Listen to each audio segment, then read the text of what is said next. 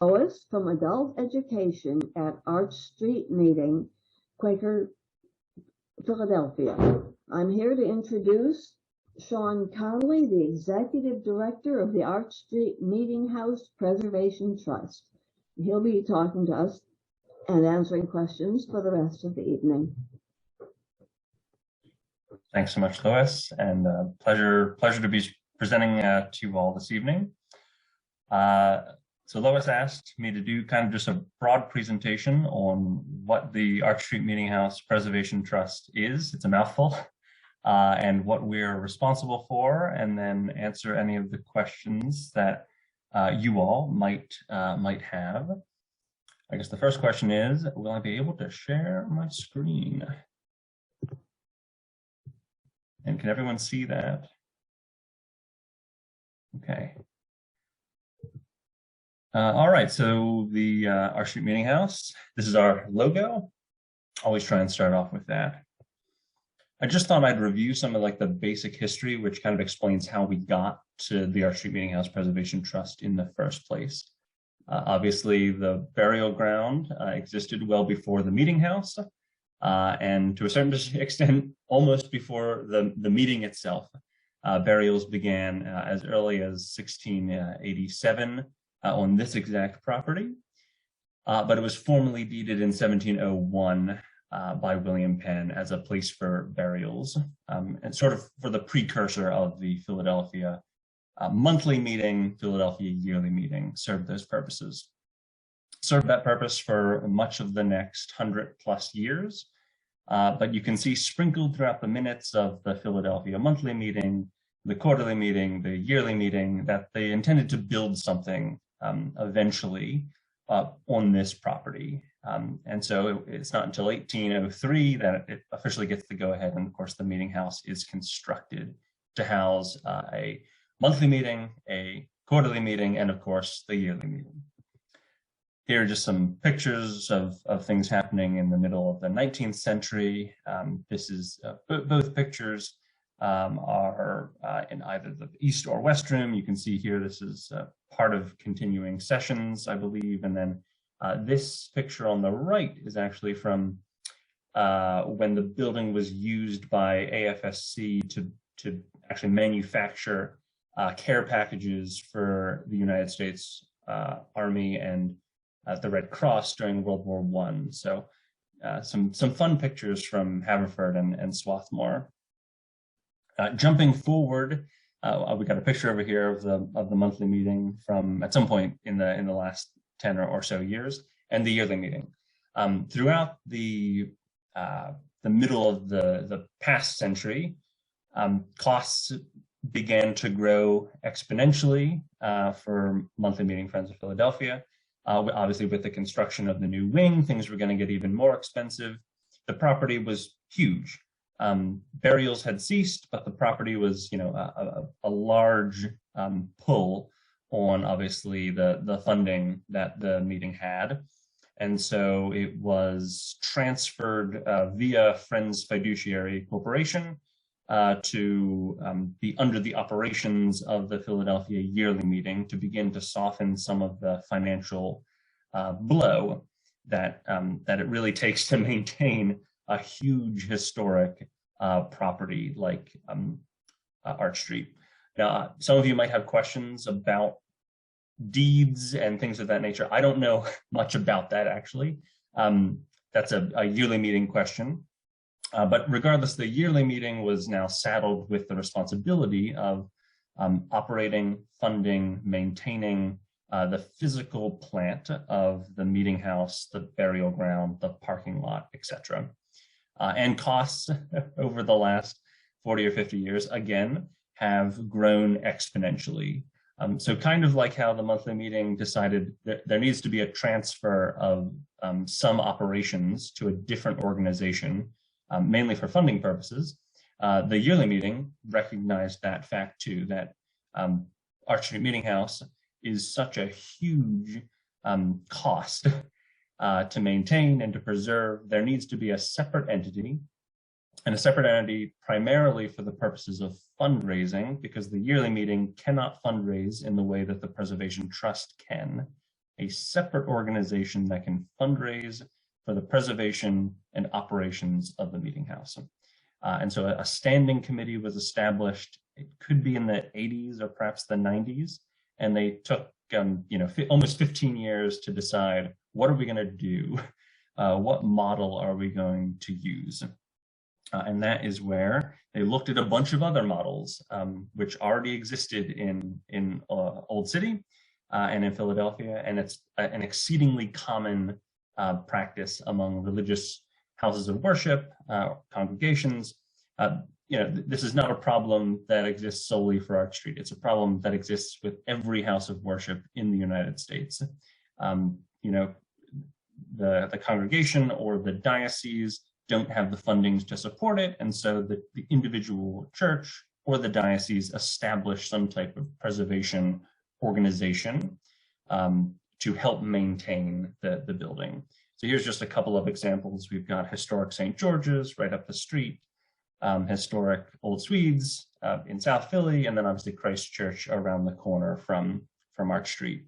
And there are hundreds, if not hundreds of thousands of organizations exactly like this, that the goal is to preserve the meeting house, preserve a church, but also they take on a bunch of operational responsibilities. So most of these churches also have a public-facing role. Christ Church obviously operates both as a place of worship, but also as a museum, as does Old Swedes, as does historic St. George's. Most historic churches, of course, nowadays that have such an important history also serve that public-facing, public programs, operations, tours, etc. So the yearly meeting and the standing committee within the yearly meeting looked at these models and said, okay, it works at every other house of worship in the country. It should probably work here as well. So that's how they established the Arch Street Meeting House Preservation Trust. Obviously, they were doing this on Quaker time, so it took a lot longer, perhaps, than some other religious organizations took to bring about it. But the Preservation Trust itself was established in 2011 and then had full independence in terms of raising funds by 2014.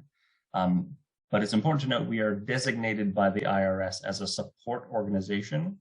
We still take 501c3 donations. We can take EITC funding. We can take state preservation grants, federal preservation grants, but we are still technically a support organization established by PYM. So there is still some connection to the yearly meeting. For instance, we are not allowed to appoint our own board of trustees. That is done through admin council. Our committee processes all go through admin council. So it's a little different than your traditional preservation trust organization. The Christ Church Preservation Trust, for instance, they operate completely outside of the jurisdiction of the Episcopal Diocese of Philadelphia and the congregation itself that meets at Christ Church. Whereas obviously Arch Street Meeting House Preservation Trust is much more interwoven within the yearly meeting itself. And obviously I'm presenting to you right now, so we're more interwoven with the monthly meeting than a lot of other preservation trusts and organizations that operate those type of buildings would be in a normal setting. So what do we do? The number one thing that we do is fundraising. It's a huge cost to operate the building. I know it. The last time I presented at Meeting for Business in November, Craig had a lot of questions about our budget. Generally speaking, this is roughly how the math breaks down every year, give or take, a couple grand every year. So generally, the yearly meeting provides about $240,000 in general fund operations, which primarily goes to annual maintenance and the maintenance staff themselves. The Arch Street Meeting House Preservation Trust provides approximately $250,000 to $150,000 in operation funding. That provides funding for the staff that you see at the front desk, Jen from Visitor Services, Kayla handling communications and membership, and Ariana, the site manager. And the Arch Street Meeting House Preservation Trust funding is primarily through the annual fund, which is an appeal that we put out every year, and we raise about $75,000 or so. And that's unrestricted, thank goodness, which primarily goes to staff support. And then the remainder of that funding is grants, primarily through state, federal, or local organizations. And there has been some recent, philanthropic organizations that are not state or federal organizations. And so that's an area, the annual fund and the grants are an area that we're really trying to grow in, because we're only, an organization that's 11 years old. And so we really haven't had the time to expand to the place that we would like to be to make it sustainable. Because the PYM number, that $240,000, the goal, of course, of the yearly meeting is to not pay $240,000 every year. That represents almost their entire annual fund, which is then just rerouted back to Arch Street. And obviously there's 150 Quaker meetings within the yearly meeting, and they don't want to, they want to be able to offer programs to all of those other monthly meetings rather than funding so much of Arch Street's operations. So our goal, the Preservation Trust goal, is to raise the money to replace the PYM funding. So we would eventually have to bring in, $550,000 or $600,000 to make the operation of the meeting house run effectively and smoothly. So that's the task that PYM has set to me, which is to raise funding to make sure the operations move smoothly. Then separate from that, there's an additional $100,000 budget, which comes from the PYM Capital Reserve Fund, which is solely for capital improvements at the building. And that's $100,000 a year that the property committee primarily decides what needs to get done, what needs to get repaired. Sadly, more often than not, we're not kind of deciding what gets repaired. It's like, oh, a system broke. We have to replace this thing because the city code requires it, or we're legally not allowed to operate the building at all without X, Y, and Z. Or like the lights are beginning to disintegrate. We need to update the lighting. So we would love to have more projects that we can choose what we get to do, but more often than not, it's kind of out of desperation, we have to use that $100,000 for X, Y, and Z. Upcoming capital projects for sure are finishing the lighting in the West Room. Obviously the East Room is done. A general electrical update part throughout the whole building. It's a bit of a mess everywhere. And so updating those electrical systems. The boiler is 15 years past the point it was supposed to stop working. So that's going to be a huge amount of work, and probably adding air conditioning or updating the current air conditioning system, adding fire suppression to the building, stormwater management. We're beginning to erode sections of the burial ground, and obviously just general preservation work. If I was to lump in all of those projects and we were to do them all in 1 year, it would probably cost somewhere in the range of $15 million or so to do all of that. So we'll probably have to do it in phases. There'll be a desperation phase, which is the boiler and the fire suppression system. And then we'll add the lighting, the electric, stormwater management, and preservation as more funding is raised. So that's one section of what we do, which is the fundraising side of things. The other side of things is operations, which is making sure that the building is open to the public at some point throughout the year. That's nothing new, actually. The building has operated as a public-facing kind of museum. I'm going to use the term museum, even though some people I know would prefer us not use the term museum. The public doesn't understand the difference, so we use the term museum to make it clear to the public what we are, that they can visit the institution. If we say meeting house, they generally get really confused. Most visitors have no clue what a meeting house is. They think we're a conference center. And so it's really important to make sure that visitors know, we're not a conference center. We're a historic site. I know that's more confusing for some visitors, so we're going to say museum, but we're also an active place of worship. And so a lot of times you'll see us say museum and active place of worship. historic or Quaker historic site and burial ground. That's kind of the full designation I would give us. And that just makes it clear to the general public who's never heard of Quakers or have never heard of a meeting house, kind of what we are and what they should expect when they come to visit the property. So open to the public. That's kind of a mission that's been around since the 1920s. The building has operated as a tourist attraction since the mid 1920s. Traditionally it was volunteers who were making sure the building was open to the public. And so tour groups would come in throughout the 1930s, the 1940s, 50s, 60s, 70s, 80s, 90s. And obviously in the 2000s is when we began to talk about we need an actual organization to run the tours to make sure we're consistent with what the National Park Service says we should be trying to do. So open to the public is one. Field trips is another. At the bottom or at the end of this presentation, there are some numbers about our visitation, and field trips are a huge part of what we do. Public programs, those are programs that talk about the meeting house, the burial ground, Quaker history, the history of the monthly meeting. So we try and provide a well-rounded schedule of public programs that are interesting to a wide variety of individuals, people who live in the neighborhood, Quaker historians, obviously Quakers throughout PYM, members of the monthly meeting. We try and provide a well-rounded calendar every year. Rental programs, that's one of the areas of the operation that we inherited from PYM. They obviously had a huge rental program back in the 90s and the 80s and 70s. And so we've taken on that, and it's been a huge challenge for us because obviously we only have so much time in the day. And so to also run a rental program is really challenging. So we're going to be evaluating how we can best do that in the future.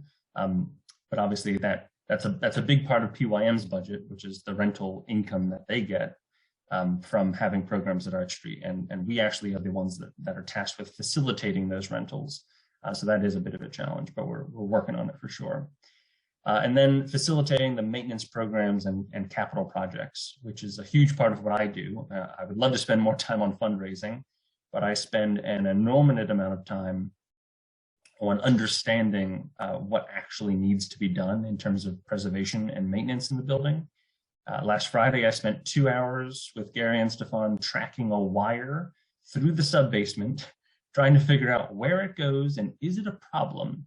And luckily it wasn't, but I spent way too much of my time, sadly, tracking down these kind of really interesting maintenance issues that have, kind of been added on and added on and added on over the past 70 or 80 years since electricity was introduced into the building, and trying to make sure we're within regulation and operating safely so that you all and the general public can enjoy the building.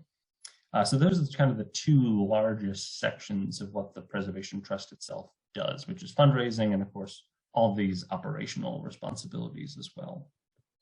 And then here are just some general numbers. I would say these numbers have been pretty consistent for probably 40 years, honestly. I had the joy of discovering a box of visitor files from the 1980s a couple of weeks ago, and we're about at what these numbers were then. So we're normally visited by about 30,000 visitors a year. Most of them are non-Quakers, have never heard of Quakerism, and are in Philadelphia to visit Independence Hall and the Liberty Bell. And they stop by the Betsy Ross House and they see our building and they say, oh, Quakers, right, didn't they found Pennsylvania? Sure, let me check it out. And so they come in and they hopefully learn something about Quaker history and what Quakerism is. And that's primarily most of our visitors, which is either school tours that have never, it's part of their curriculum that they need to learn about Quakerism, so they come here to learn about it, or visitors from around the world or the United States who have never heard of Quakerism. So that's why we are trying to kind of lean into that term museum, because most people don't understand what a meeting house is. So we're trying to make it more clear. This is a place for them to learn about Quakerism, learn about what a monthly meeting is. And hopefully we're doing a vaguely good job in that regard.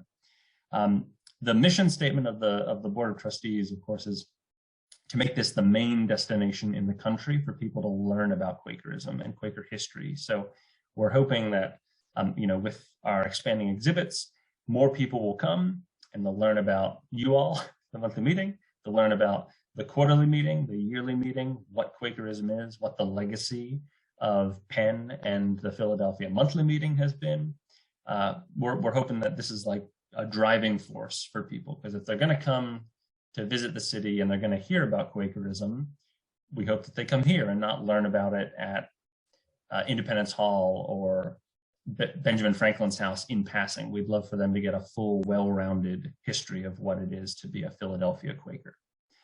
And then just some brief numbers. Generally we bring in about $50,000 a year in rentals, $20,000 a year in visitor revenue. Those are walk-in tours. About $10,000 a year in school tour donations, and about $100,000 in grants every year. Those are rough estimates for what the Arch Street Meeting House Preservation Trust brings in. Obviously, there's fluctuation, and the past 2 years have been really hard to calculate from a budgetary standpoint what we're going to be making. But those are some rough numbers looking at the past 5 or 6 years, year over year. That's generally about what we're bringing in. So I'm going to stop sharing my screen.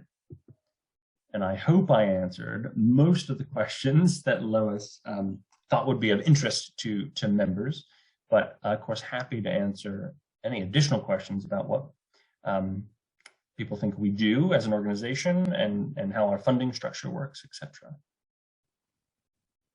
Yeah, Craig. You said the trust can fundraise in ways that PYM can't. But what does that mean? I mean, what things can you do that PYM can't? Sure. So as a religious organization, PYM or a monthly meeting or the Roman Catholic Church aren't eligible for certain federal, state, or city funding streams. So there are certain operation funding grants that are only allowed to be fundraised for via a nonprofit entity that is separate from a religious entity, because obviously the federal and state governments can't fundraise for the benefit of a religious organization.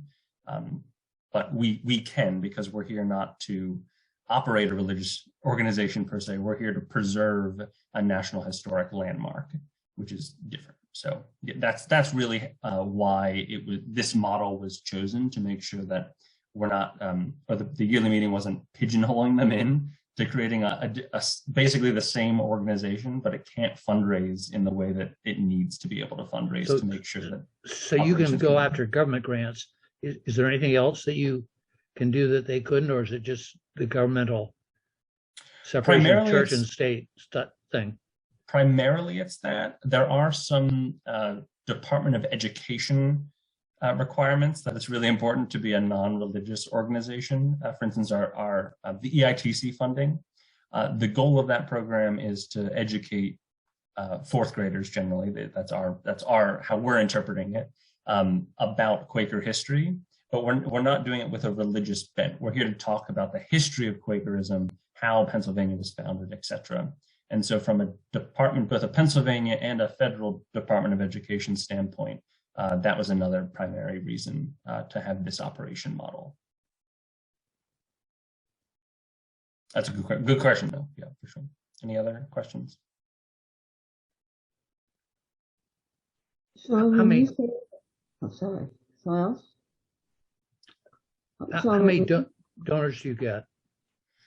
So generally speaking, we get about 280 or so donors a year.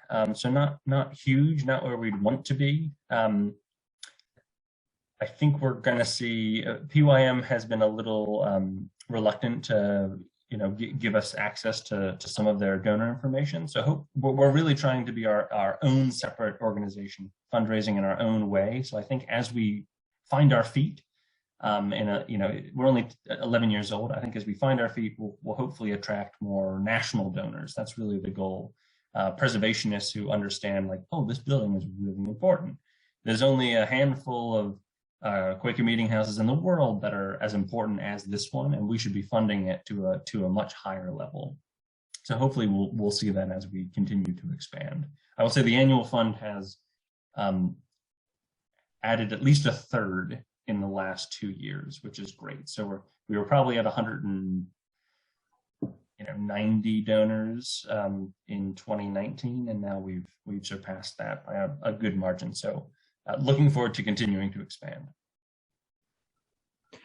What are you doing about making the building green? So the biggest thing is to transition us off of steam. We are still using steam power, which is, in my opinion, ridiculous. Really efficient at heating the building, making it very, very warm, but not efficient to run. And so the goal would be to transition to a much greener source soon. So currently, one of the capital budget projects this year was to undertake a survey of the boiler and what to do, essentially. I know we've talked about geothermal, we've talked about solar. It's a challenge, both from the federal government. Obviously, the Department of the Interior regulates what we can do on the property, as does the Philadelphia Historic Commission. And so they're going to kind of be the deciders of what is legally allowed. Tom, I should say that the makeup of the property committee, which begins the process of exploring these, is threefold. There are members of the monthly meeting, which is Tom Unkerfer and Heath Myers.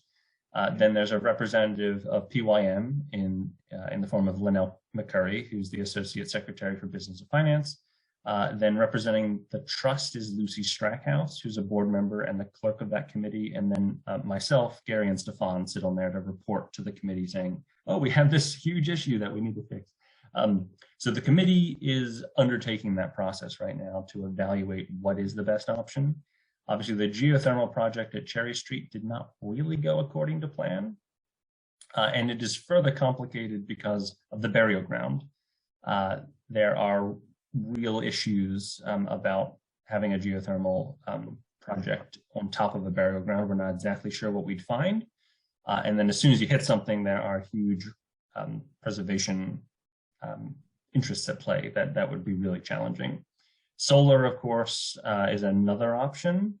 But of course, the federal government regulates the physical property itself, the plant.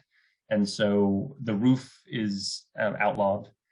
We could potentially do something in the parking lot, but I think we're just going to have to wait to see what the actual cost estimates are for each one. The most logical choice would be to transition us to hot water and then get the air conditioning installed in the east and west rooms and have those run on really high efficiency air conditioning units.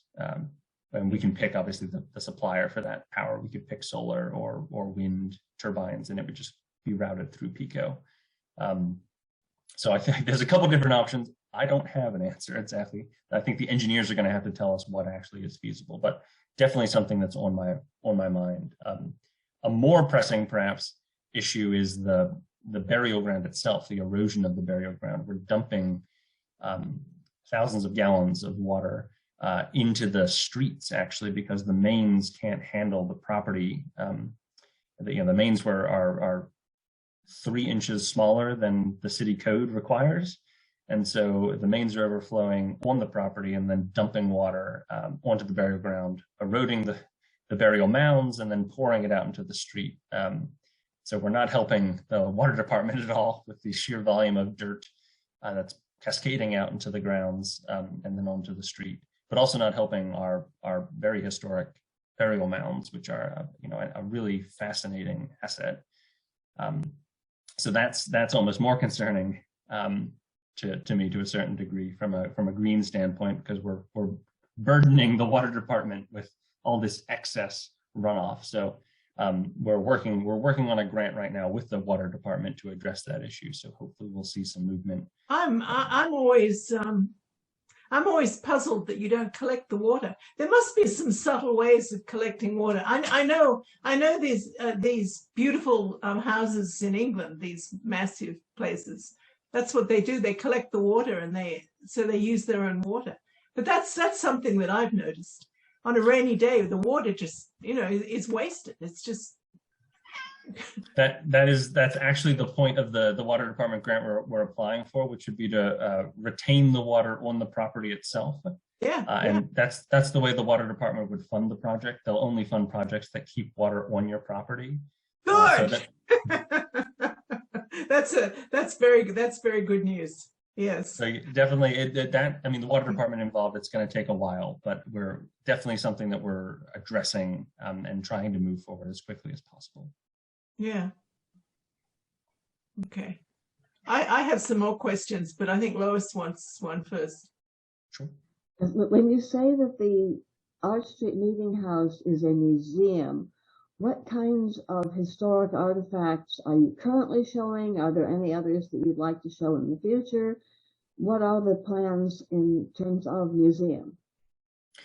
Sure. So obviously we have those old kooky displays from the 1970s, which was really the last time the quote unquote museum area of the meeting house was redone. I think the previous time was probably in the 40s, maybe, that the museum galleries were overhauled. But so we've taken a stab at doing some stuff. And we'll probably take another stab in about 4 years from now when we get some solid fundraising in place. But right now on display, we've got the burial sled, which is a fascinating, I think it's I've never seen one like it in all my research. It's a really fascinating piece.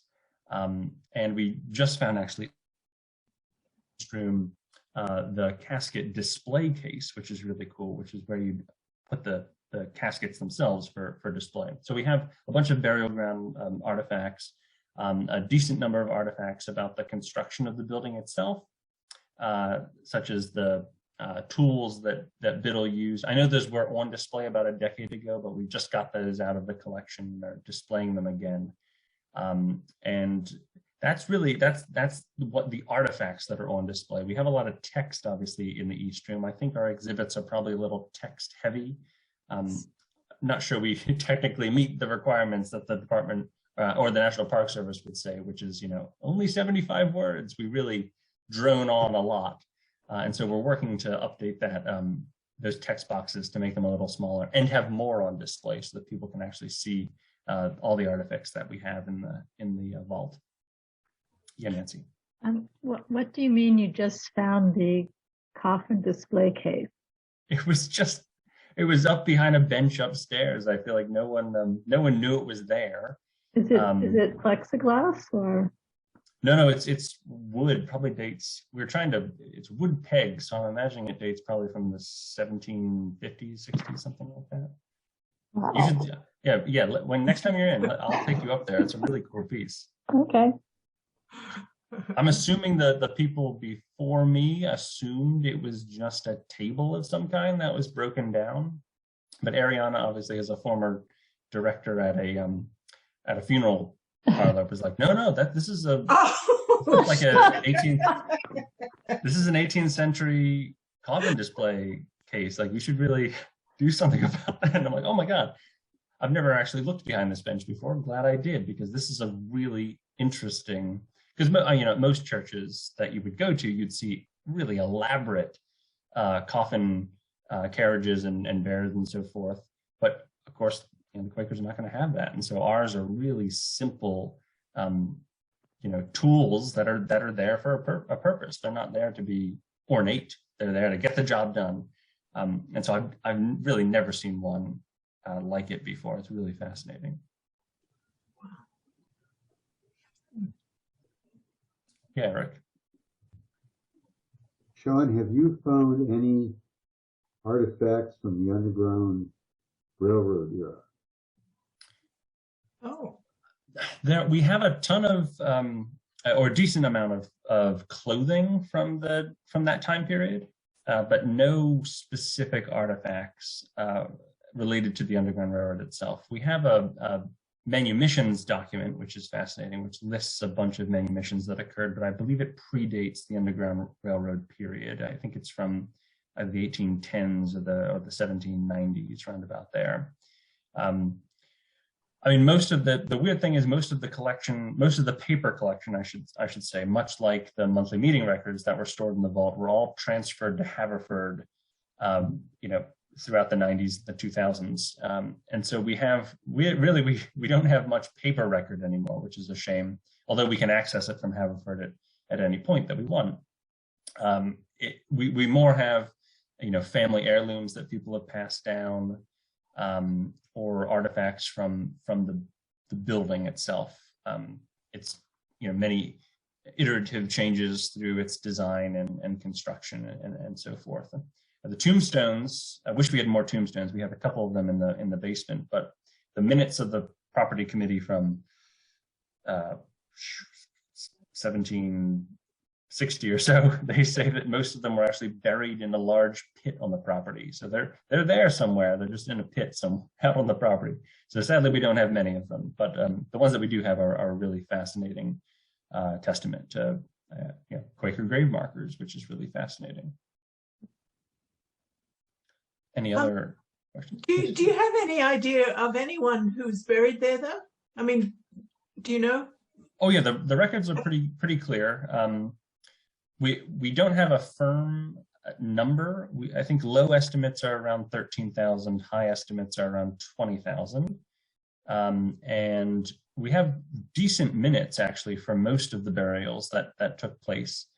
But there, of course, were members or were people who were not members of the monthly meeting who were buried there, and that's the challenge. Regular people who were buried during the yellow fever epidemic or at other points throughout its changing history, and those records are not terribly clear. So low estimates are 13, high estimates are 20. But yeah, we've got a ton of people's names from meeting members for sure. I'm sure if I had the full list of who was in the monthly meeting, we could comb through and say, oh, we've got a bunch of great grandfathers and grandmothers buried in the burial ground, which is fascinating. No, I of course expect that you know the AAMP pretty well. It's just down the street. African American. Yeah. Well, they have, of course, these stories of which is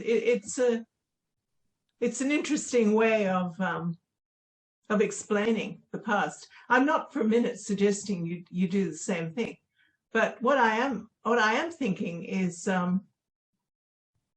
I've been a Quaker for 30 years. My ancestors were Quakers in Ireland from 1690. But what I've known in the 31 years of being a Quaker in Philadelphia is there are a lot of really amazing people. And some are still living today. So rather than going back there, I mean, having I wouldn't really know how to present that, but it would be really interesting to have some stories about people who in Philadelphia have made a big difference. I suppose two people I could think of right immediately are Henry Cadbury and Rufus Jones, who won the Nobel Prize for AFSC in 1946, I believe. Well, they came out of Philadelphia yearly meeting. And they're ours. They don't belong to AFSC. They belong to us. Sean, were you planning to have what we call our reception room for us to use to tell stories like that? So the idea is that the East Room, it's always been a place for exhibits, or at least from the 1920s or so onwards. And so, those exhibits we're trying to curate to make sure that we give visitors a well-rounded, okay, here's the founding of Pennsylvania through to today. But then the reception room is a place really for the monthly meeting. We'd love to have exhibits talking about what you do historically, but what you do right now as well. A place for you to recruit and a place for you to talk about what the monthly meeting does. And so, having exhibits that speak to that and having information about the meeting in the reception room, I think is a really good use of that space, because then as visitors walk around the building, they're about to walk into your actual space. And so it makes sense that they interact with that content right there, and then they head into the monthly meeting room and they sit down and they have a think. And so that's the goal. And so if there are stories like that from meeting members, or other things that the meeting wants to include within the narrative that we're trying to tell, that's perfect. And let me know. And if I can find a grant, I'll try and write it so we can get the funding to do it. Wow. Which brings me to another point. The library. You know, we've got these beautiful new shelves. Every time I look at them, I just gush. I just can't believe how beautiful they are. And of course, Heath organized all that. I've been a little slow putting all the books together because there's no one there. What I'm hoping, I volunteered for a while at PYM Library, and it's just not working. There's no support from PYM itself for the library. Well, there's a little, but there's almost nothing. There's no one paid to run the library. That's the issue that I'm talking about, support. And the people who are volunteering, they're good people, they try very hard, but there's only so much you can do when you're volunteering once or twice a week. I would like the books. You know, I've been cataloging them, and hopefully at some stage I'll finish that before too long, with the idea of having the books as part of a reading room. So in other words, have a couple of hours a week, or a couple of days, a few hours a week, where people can just sit down and read. It cannot be a library, a lending library, because we don't have the personnel. And that's the last thing you need to be doing, is running after library books.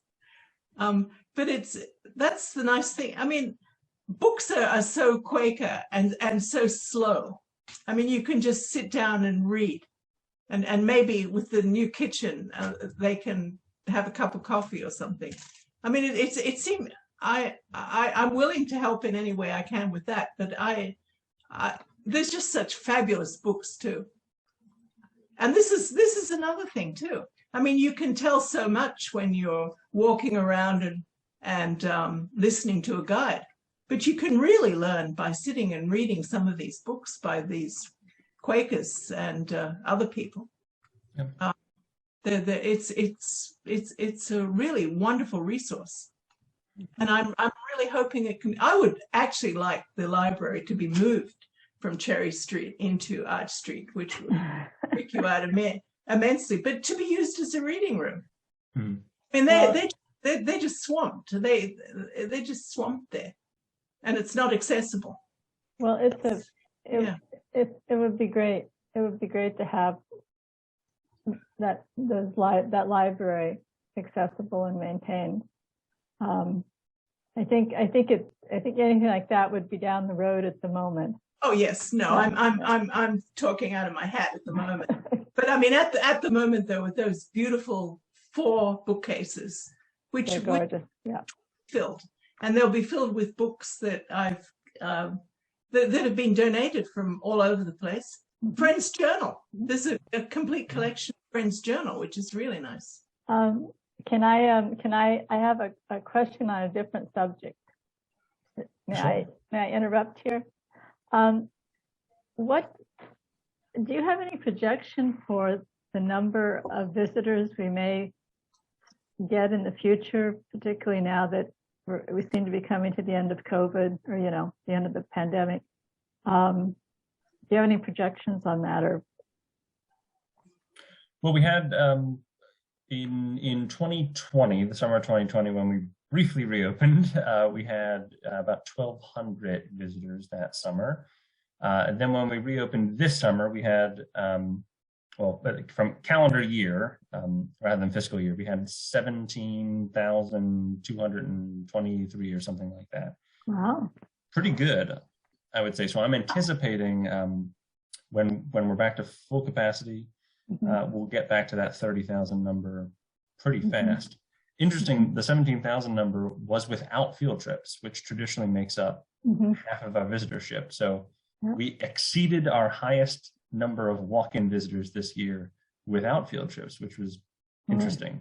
And it was a pretty bad year, I would say, overall for visitors to the city. So I'm anticipating now that we have real hours, that we're going to have more visitation. I think the hours that we had beforehand, which was like 1 to 3:30 or 11 to 1:30, wasn't accessible to the general public. You know, if you look at every other historic site, you know, Christ Church down the street, they operate on a 10 to 4 schedule, particularly during the summer. They, you know, visitors are expecting to show up and visit your historic site at that time. So our goal is, you know, the summers will be open Wednesday to Sunday, 10 to 4 for visitors, walk-ins, etc. Anyone can come into the space. Obviously, during meeting for worship, we close down the reception room so that random people aren't walking into that space. But yeah, we want to make sure that we're being consistent with what other historic houses of worship are doing, which is generally 10 to 4. You know, some sites that have smaller staffs than us, they might only have one person that works the whole facility. They might be open a little less, but we're really trying to be accessible to the general public when they want that. What do the docents do? The docents generally are in the West Room. In the past, we had 2 types of docents. We had a docent who sat at the front desk, essentially, the little guide desk, and then one docent that would be in the West Room. From a liability standpoint, we decided to get rid of the docent that was at the front desk. The idea of them handling money, and also, like, there are dangerous characters out in the world, and we really want, from a liability standpoint, a staff member to be the first person that interacts with visitors, and then the docent can take over the historic experience and the religious experience about explaining what a Quaker is and the history of the building. So now you'll see, obviously, a staff person sitting at the front desk, and a docent is in the West Room offering information and giving mini tours. It's kind of up to the docent. They can kind of make it what they want it to be. If they just want to answer facts, they can answer facts, but some of our docents give like a full 20-minute presentation at the sounding board, for instance. So, Mignon has her style, and everyone else has their individual style that they like to bring to the experience to make it entertaining and exciting for the visitors that come in.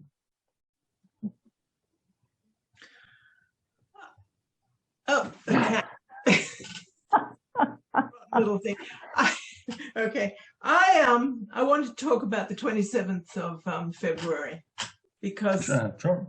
Adult education on that day, 1 p.m., is me taking a tour, giving a tour of the trees in the grounds. And I'm a quick study, but at the moment, I don't really know what all the trees are. I have to get there and photograph everyone.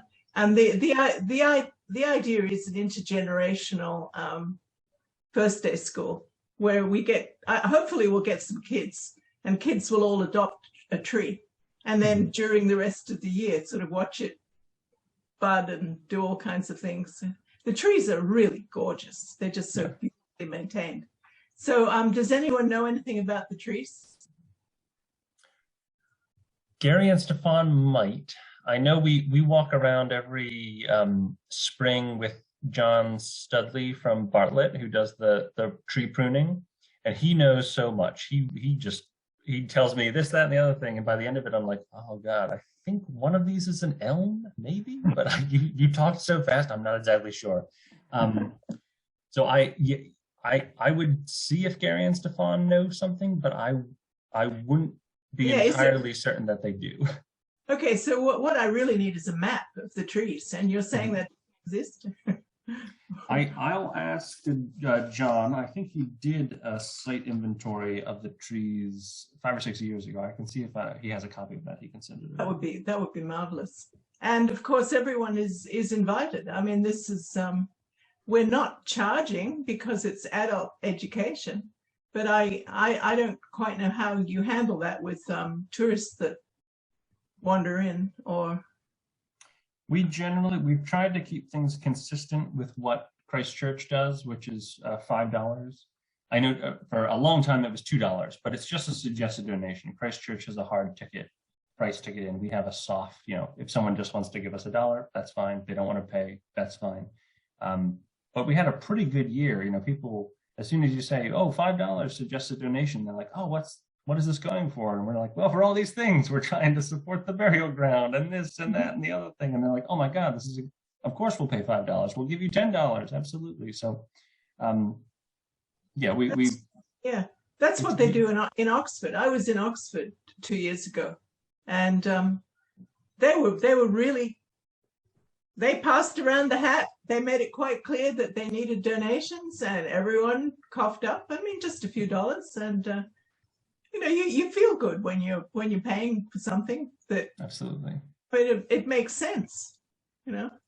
Now, our field trips, the schools that book with us in advance, that's like a hard ticket price because we have like a full program we do with them. You know, there's a walking tour component, there's this, there's that. They're going to use the bathrooms, they're going to be doing this. So it's like a field trip that if they were getting a tour of any historic site, that's a hard ticket price that we have. But there are school groups that just show up without telling us, and they come in and they say, yeah, we're just checking it out. We don't have any cash, and we just, you know, we let them explore on their own, and if they have any questions they can ask us. So we really try, we don't try to put a barrier to access to the building, but we try and you know, make funding happen when we can, if possible.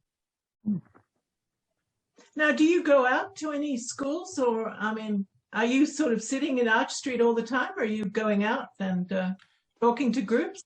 So I do a lot of presentations at Quaker Continuing Life community organizations, but Jen and Kayla kind of oversee the field trip booking situation. So they're reaching out to schools and saying, hey, you know, I know it's spring and this is when you're learning about Quaker history in Pennsylvania. Do you want to come on a field trip at our street meeting house? And they say yes or no, or actually, you want to Zoom with our class? Do you want to come out and give a presentation? So we're pretty flexible. We want to meet the school wherever they're at.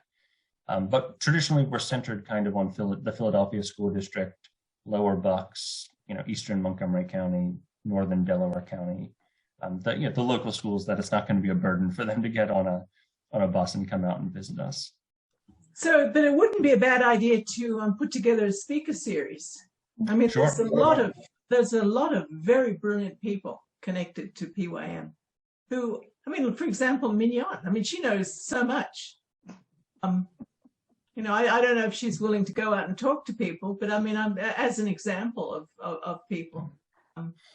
Well, I mean, it was one of the weird mistakes, perhaps, that the Preservation Trust did, which was get rid of the speaker series about 6 years ago. I think that was a really big mistake, and I'm trying to rectify that situation because it brought in a lot of money, and it brought in a lot of interests and a lot of people from, you know, far out Quaker meetings within PYM to come into the city, and they had that connection with the building, and they got rid of that, and I think that was a big mistake. So I'm working hard to get that back.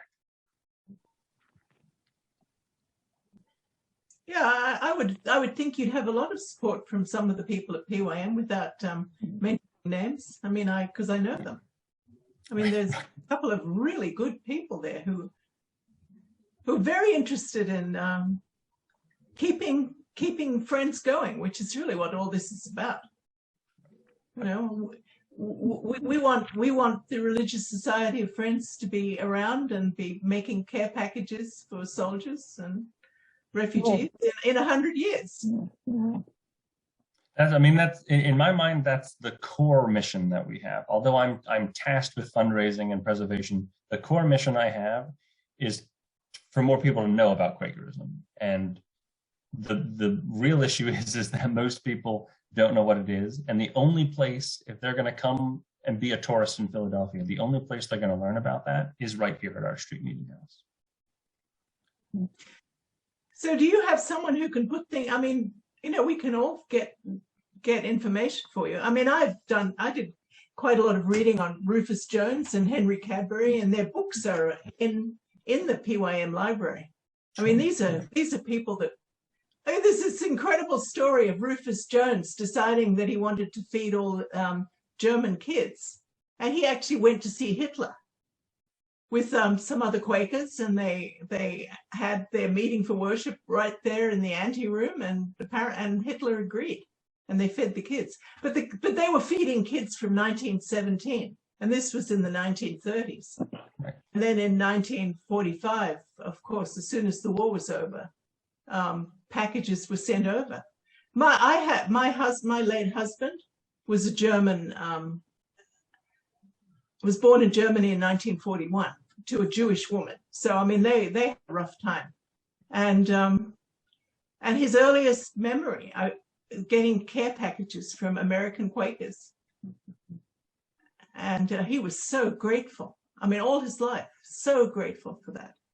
It's an extraordinary story. I mean, it really is. But this story would be repeated again and again and again. Well, that part of that story might be part of our exhibit. absolutely. And we can maybe think of it in terms not so much of exhibit, but actually telling our story.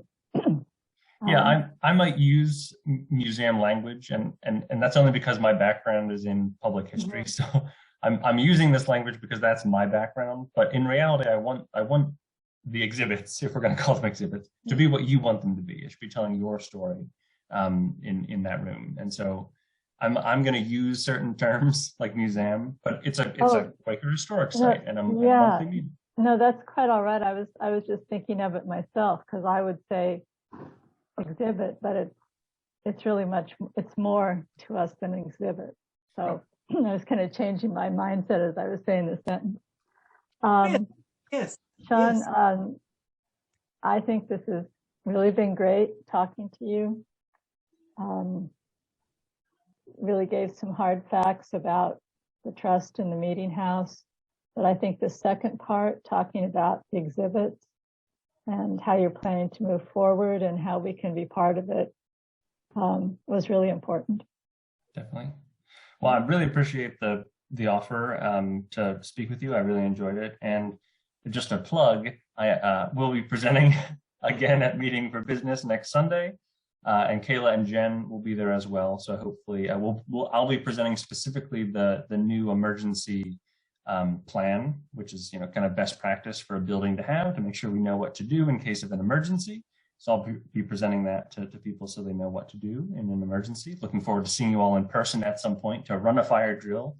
But Jen and Kayla will also be there answering some questions about some booking software that they're toying around with. And just so you can say, oh, that is Kayla and Jen who are behind the masks all the time. There we go. That's what they look like. So we'll be hanging around next Sunday with you all for a bit. Just before you leave, it just occurred to me, we volunteer at the shelter down the street at 4th and Race. And the first thing you see when you walk into the churchyard is love first. Now, Friends are all about love. I don't see love all over I mean, throw in some love. That's what I'd like. Especially, that would be nice. That's one thing, because I mean, everything is about kindness, which is another word for love. And that's at the core of who we are. And yeah, it's great. It'll be nice when the kitchen's ready too. It'd be so nice. Oh, the grout went in on Friday. So it's exciting. I've lost more years off of my life because of this kitchen, as I'm sure you all have. You've gone through it a lot longer. I've just inherited the project and I'm really exhausted. I can't imagine how meeting members and everyone else involved in it has had to deal with it. So waiting with bated breath for that project to be done. Okay, thank you. Cool.